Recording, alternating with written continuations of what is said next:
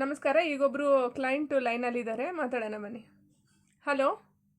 Hello, ನಮಸ್ತೆ madam. ಗುರು ಬ್ರಹ್ಮ, ಗುರು ವಿಷ್ಣು, ಗುರುದೇವ ಮಹೇಶ್ವರ. ನೀವೇ ನನ್ನ ಜೀವನದಲ್ಲಿ ಗುರು ದೇವರಾಗಿ ಬಂದ್ಬಿಟ್ಟಿದ್ದೀರಾ. Thank you. ಇವತ್ತು ನಾನು ಖುಷಿಯಾಗಿ ಇಷ್ಟು ಸಂತೋಷವಾಗಿ ಬೇರೆಯವ್ರ ಜೊತೆ ಮಾತಾಡ್ತಾ ಇದ್ದೀನಿ ಅನ್ನೋದಕ್ಕೆ ನೀವೇ ಕಾರಣ. ನಾನು ಏನ್ ಹೇಳ್ಬೇಕು ಗೊತ್ತಾಗ್ತಲ್ಲ, ಅಷ್ಟು ಸಂತೋಷವಾಗಿದ್ದೀನಿ ನಾನು. ನೀವು ಎಫರ್ಟ್ ಹಾಕಿದ್ದೀರಾ. ನಿಮ್ದು ಅನಿಸಿಕೆ ಏನಿದೆ ಅಂದರೆ, ಈಗ ಟ್ರೀಟ್ಮೆಂಟ್ಗಿಂತ ಮುಂಚೆ ಯಾವ ಥರ ಇದ್ರಿ, ಟ್ರೀಟ್ಮೆಂಟ್ ಆದಮೇಲೆ ಏನು ಅನ್ನಿಸ್ತಿದೆ, ಅದ್ರ ಬಗ್ಗೆ ಎಲ್ಲ ಹೇಳಿ. ಅಯ್ಯೋ, ಟ್ರೀಟ್ಮೆಂಟ್ ಗಿಂತ ಮುಂಚೆನಾ, ಅಯ್ಯೋ ನಾನು ಬದುಕ್ತಾನೆ ಇರ್ಲಿಲ್ಲ ಅಂತ ಅನ್ಸ್ಬಿಟ್ಟಿತ್ತು. ಏನಪ್ಪ ಈ ಜೀವನ ಹಿಂಗಿದೆ, ಈ ತರ ನಾನು ಏನಕ್ಕೆ ಕೇಳ್ಕೊ ಬಂದಿದೀನಿ, ಜೀವನ ಅಂದ್ರೆ ಇಷ್ಟೇನಾ ಅಂತ ಅನ್ಸ್ಬಿಟ್ಟಿತ್ತು.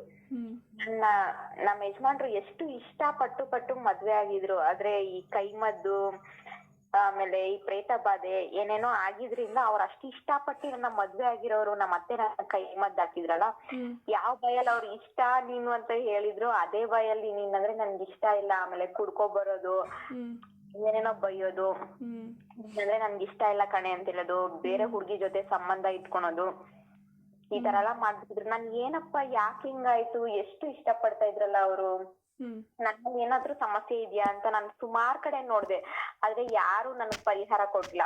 ಆಮೇಲೆ ಯಾರೋ ಒಬ್ರು ನನ್ನ ನೋಡ್ಬಿಟ್ಟು, ನಿಮ್ಗೆ ಈ ತರ ಕೈಮದ್ದಿನ ಸಮಸ್ಯೆ ಇರ್ಬೋದು ನೋಡಿ, ಆತರ ಇದ್ರೂನು ಆಗುತ್ತೆ, ಕೆಲವೊಬ್ರು ಸಂಬಂಧ ಹಾಳ್ ಮಾಡ್ಬೇಕು ಅಂತ ಈ ತರ ಕೈಮದ್ದು ಹಾಕಿರ್ತಾರೆ, ನೀವು ಚೆಕ್ ಮಾಡಿ ಈ ಪರಿಸ್ಥಿತಿ ಇನ್ನ ಹದಗೆಡೋದಕ್ ಮುಂಚೆ ಅಂತ. ಆಮೇಲೆ ಈ ಸಂಸಾರದಲ್ಲಿ ಸಮಸ್ಯೆ ಇದೊಂದ್ ಕಡೆ ಆದ್ರೆ, ನನ್ ದೇಹದಲ್ಲೂ ಫಿಸಿಕಲ್ ಆಗಿ ನಾನ್ ವೀಕ್ ಆಗ್ಬಿಟ್ಟಿದೆ. ನನ್ಗೆ ಪೀರಿಯಡ್ಸ್ ಪ್ರಾಬ್ಲಮ್ ಜಾಸ್ತಿ ಇರ್ತಾಯ್ತು. ನನ್ ಏನಕ್ಕೆ ಈ ತರ ಆಗ್ತಾ ಇದೆ, ಅಯ್ಯೋ ನನ್ಗೆ ಏನ್ ಪಿ ಸಿ ಓಡಿ ಅಂತ ಹೇಳ್ತಾ ಇದಾರೆ, ಆದ್ರೆ ನಾನು ಏನ್ ವೆಯ್ಟ್ ಇಲ್ಲ ಏನಿಲ್ಲ, ಅದ್ ಹೆಂಗ್ ಪಿ ಸಿ ಓಡಿ ಬರುತ್ತೆ, ನನ್ಗೆ ಆತರ ಜೀವನ ಶೈಲಿನೂ ನಾನ್ ಆತರ ಎಲ್ಲ ಮಾಡ್ರನ್ ಆಗಿ ಇಟ್ಕೊಂಡಿಲ್ಲ, ಆದ್ರೂ ಈ ತರ ಆಗ್ತಾ ಇದೆಯಲ್ಲ. ಎಲ್ಲದಕ್ಕೂ ಎಲ್ಲಾ ಸಮಸ್ಯೆಗಳು ಅಷ್ಟೇ, ಕಾರಣನೇ ಇಲ್ಲ, ಕಾರಣ ಇಲ್ದಿರೋ ಸಮಸ್ಯೆ ಹುಟ್ಕೊಂತಾ ಇದೆ. ನಾನ್ ಯಾಕೆ ಹಿಂಗ್ ಆಗ್ತಾ ಇದೆ ಅಂತ ಸುಮಾರ್ ಕಡೆ ವಿಚಾರಿಸಿದೆ, ಎಷ್ಟೊಂದ್ ಕಡೆ ದುಡ್ಡು ಕಳ್ಕೊಂಡೆ, ಪ್ರಯೋಜನ ಆಗಿಲ್ಲ. ಆಮೇಲೆ ಯಾವ್ದೋ ಒಂದ್ ಹುಡ್ಗಿ ಹೇಳಿದ್ರಿಂದ ನಾನು ಯೂಟ್ಯೂಬ್ ಅಲ್ಲಿ ಸರ್ಚ್ ಮಾಡ್ದೆ.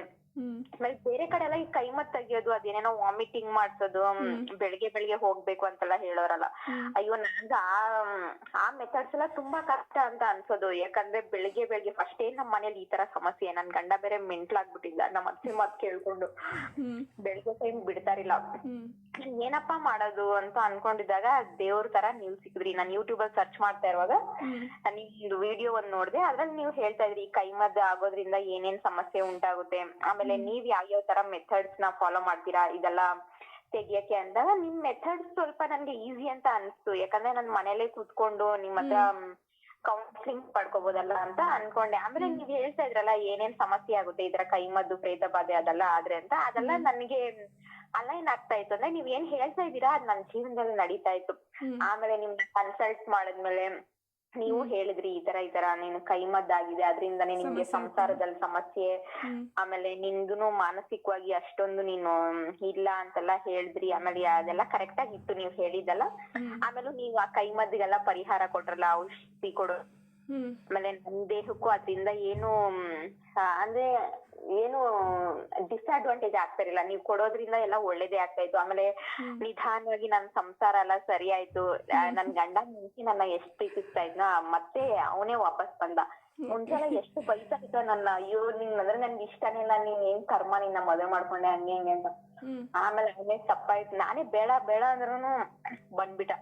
ಇಲ್ಲ ತಪ್ಪಾಯ್ತು, ನಾನಂದ್ರೆ ನೀನಂದ್ರೆ ನನ್ ತುಂಬಾ ಇಷ್ಟ, ನಾನ್ ತಪ್ಪು ಮಾಡ್ಬಿಟ್ಟೆ, ಕ್ಷಮಿಸ್ಬಿಡು ಅಂತೆಲ್ಲ ಕೇಳ್ಕೊಂಡು ಇವಾಗ ಮತ್ತೆ ನಾವು ಸಂಸಾರ ಶುರು ಮಾಡಿದೀವಿ. ನಮ್ ಸಂಸಾರ ತುಂಬಾ ಚೆನ್ನಾಗಿದೆ. ಇವಾಗ ನನ್ಗೆ 3 ತಿಂಗಳು ಬಸ್ರಿ ಬೇರೆ ಆಗಿದೀನಿ. ನನ್ ತುಂಬಾ ಖುಷಿ ಆಗಿದ್ದೀನಿ. ನಿಮ್ಗೆ ಎಷ್ಟು ಥ್ಯಾಂಕ್ಸ್ ಹೇಳಿದ್ರು.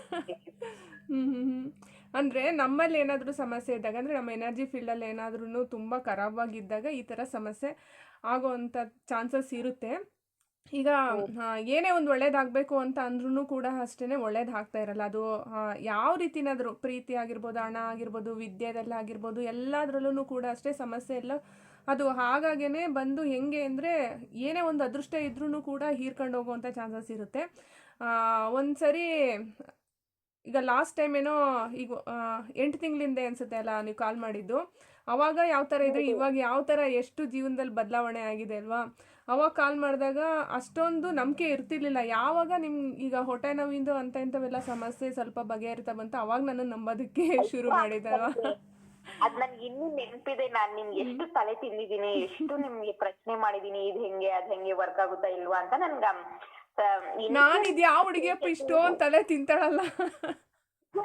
ನನ್ಗೆ ಇನಿಷಿಯಲ್ ಸ್ಟೇಜ್ ಅಲ್ಲಿ ನಮ್ಗೆ ಬರ್ತಾ ಇರ್ಲಿಲ್ಲ, ಯಾಕಂದ್ರೆ ನನ್ ಗೊತ್ತಿರ್ಲಿಲ್ಲಲ್ಲ. ಇವಾಗೆಲ್ಲ ಮಾಡ್ರನ್ ಯುಗ, ಯಾರು ನಂಬಲ್ಲ ಈ ತರ ಕಣ್ಣು ಕಾಣ್ದಿರೋ ಶಕ್ತಿ ಒಂದ್ ಕೆಲ್ಸ ಮಾಡುತ್ತೆ ಅಂದ್ರೆ. ಹೌದು. ನಾನ್ ಅನ್ಭವಿಸಿದ್ನಲ್ಲ, ಆಮೇಲೆ ಅರ್ಥ ಆಯ್ತು. ಯಾಕಂದ್ರೆ ನನ್ನ ಅಷ್ಟು ಪ್ರೀತಿಸ್ತಾ ಇದ್ದಿದ್ ಗಂಡನೇ ನೀನ್ ಬೇಡ ಅಂತ ತಿರಸ್ಕಾರ ಮಾಡ್ಬಿಟ್ನಲ್ಲ, ಅದು ನನ್ಗೆ ನೋವಾಗೋಯ್ತು ತುಂಬಾ. ಹೌದು, ನಿಮ್ಮ ಎನರ್ಜಿ ಫೀಲ್ಡಲ್ಲೆಲ್ಲ ಈ ಥರ ಸಮಸ್ಯೆ ಇದ್ದಿದ್ರಿಂದ ಆ ಥರ ಆಯಿತು. ಅದೆಲ್ಲ ಕ್ಲೀನ್ ಆದಮೇಲೆ ಇವಾಗ ಆಟೋಮೆಟಿಕ್ಕಾಗಿ ರಿಸಲ್ಟ್ ಬಂದಿದೆ ಅಲ್ವಾ. ಈಗ ಅವರಾಗೆ ಅವ್ರು ಬಂದಿದ್ದಾರೆ, ಮತ್ತೆ ಇಷ್ಟಪಡ್ತಿದ್ದಾರೆ, ಈಗ ಸಂಸಾರನೂ ಚೆನ್ನಾಗಿದೆ, ಪ್ರೆಗ್ನೆಂಟು ಆಗಿದ್ದೀರಾ ಅಂದರೆ ಖುಷಿ ವಿಷಯನೇ ಅಲ್ವಾ. ಅಯ್ಯೋ, ತುಂಬಾ ತುಂಬಾ ಖುಷಿ ವಿಷಯ. ನನ್ ಸೀಮಂತಕ್ ನೀವು ಬರ್ಲೇಬೇಕು, ನೀವು ಫ್ರೀ ಮಾಡ್ಕೊಂಡ್ ಬರ್ಲೇಬೇಕು ಮೇಡಮ್, ದಯವಿಟ್ಟು ಬನ್ನಿ. ಖಂಡಿತ ಬರ್ತೀನಿ. ನಂತರ ಎಷ್ಟೋ ಹೆಣ್ಮಕ್ಳಿಗೆ ನೀವು ಸಹಾಯ ಮಾಡ್ಬೇಕು. ಇನ್ನು ಯಾರ್ಯಾರು ಅವ್ರ ಅತ್ತೆ ಕಾಟದಿಂದ ಅವ್ರ ಸಂಸಾರ ಹಾಳ್ ಮಾಡ್ಕೊಂಡಿದಾರೋ ಅವ್ರಿಗೆಲ್ಲ ನೀವು ಒಳ್ಳೇದ್ ಮಾಡ್ಬೇಕು. ಎಲ್ಲ ಹೊಂದಾಣಿಕೆಯಿಂದ ಇದ್ದರೆ ಏನೂ ಸಮಸ್ಯೆ ಆಗೋದಿಲ್ಲ. ಈ ಥರ ಪ್ರಾಬ್ಲಮ್ ಇದ್ದಾಗ ಆ ಥರ ಆಟೋಮೆಟಿಕ್ಕಾಗಿ ಸಮಸ್ಯೆ ಆಗೇ ಆಗುತ್ತೆ, ಏನು ಮಾಡೋದಕ್ಕಾಗಲ್ಲ. ಬರೀ ಮದ್ದಿಡಿಯಿಂದನೇ ಅಂತ ಅಲ್ಲ, ಬೇರೆ ಥರದ್ದು ಸಮಸ್ಯೆಗಳು ಬರ್ಬೋದು. ನಮ್ಮ ಎನರ್ಜಿ ಫೀಲ್ಡಲ್ಲಿ ಏನಾದ್ರೂ ತೊಂದರೆಗಳಿದ್ದಾಗ ಈ ಥರ ಸಮಸ್ಯೆಗಳು ಉಂಟಾಗ್ತಾ ಇರುತ್ತೆ. ಹಾಗಾಗಿ ಮೊದಲಿನ ಕಾಲದವರೆಲ್ಲ ಅಷ್ಟೇ ನೀರಿಗೆ ಕೆಲವೊಂದು ಹರ್ಬ್ಸ್ನೆಲ್ಲ ಹಾಕ್ಬಿಟ್ಟು ಸ್ನಾನ ಮಾಡ್ತಾಯಿದ್ರು, ಕ್ಲೆನ್ಸ್ ಮಾಡ್ಕೊತಾ ಇದ್ರು. ಅದೇ ಥರನೇ ನಾನು ಕೆಲವೊಂದೆಲ್ಲ ಮೆಥಡ್ ಹೇಳ್ಕೊಂಡಿನಲ್ಲ, ಅದನ್ನು ಲೈಫ್ ಲಾಂಗ್ ಫಾಲೋ ಮಾಡ್ತಾ ಇರಿ. ಆಟೋಮೆಟಿಕ್ಕಾಗಿ ಏನೇ ಒಂದು ಕೆಟ್ಟದಾಗಬೇಕು ಅಂದ್ರೂ ಕೂಡ ನಮಗೆ ಸೆನ್ಸು ಗೊತ್ತಾಗುತ್ತೆ, ಅದು ತಡೆ ಹಿಡಿಯುತ್ತೆ. ಆ ಥರ ನೀವು ಫಾಲೋ ಮಾಡ್ಕೊಂಡೋಗಿ. ಓಕೆ, ನೀವ್ ಹೇಳಿದೆಲ್ಲ ನಾನು ಫಾಲೋ ಮಾಡ್ತಾನೆ ಇದ್ದೀನಿ ಮೇಡಮ್. ಮಾಡಿ ಇನ್ನೂ ಒಳ್ಳೇದಾಗುತ್ತೆ. ನಮ್ ಗಂಡನ್ಗೂ ಅದೆಲ್ಲ ಹೇಳಿ ಮಾಡಿಸ್ತಾ ಇದೀನಿ. ಅವರು ಪರವಾಗಿಲ್ಲ, ನನ್ಗೆ ಇವಾಗ ಏನು ಅನ್ನಲ್ಲ, ಚೆನ್ನಾಗಿ ನೋಡ್ಕೊತಾರೆ ಪ್ರೀತಿಯಿಂದ. ವೆರಿ ಗುಡ್, ಒಳ್ಳೇದಾಗ್ಲಿ. Thank you. Thank you. Bye. Bye.